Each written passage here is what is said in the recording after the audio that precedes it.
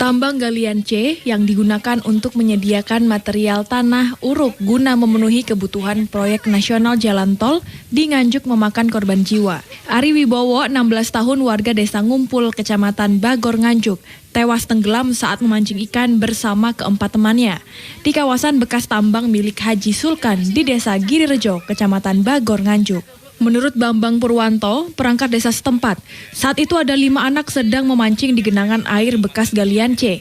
Di antaranya Ari Wibowo, Wisnu, Fadilah, Ubaidillah, dan Ulum Zaki. Saat memancing itu, korban melihat ada ikan besar. Sontak korban meloncat mencoba mengambil ikan tersebut.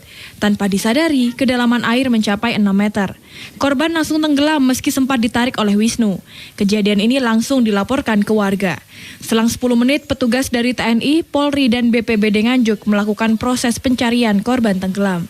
4 jam kemudian, korban berhasil ditemukan dan dievakuasi menuju rumah sakit umum terdekat.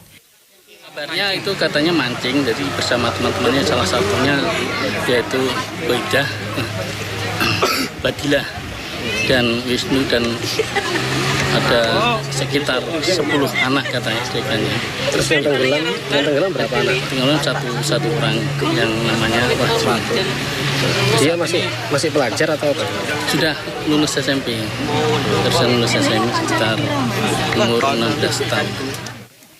Pihak keluarga korban berharap ada tanggung jawab dari pihak pemilik galian C dan memperhatikan keselamatan pasca galian dilakukan, sehingga tidak ada korban jiwa. Ahmad Syarwani, CTV.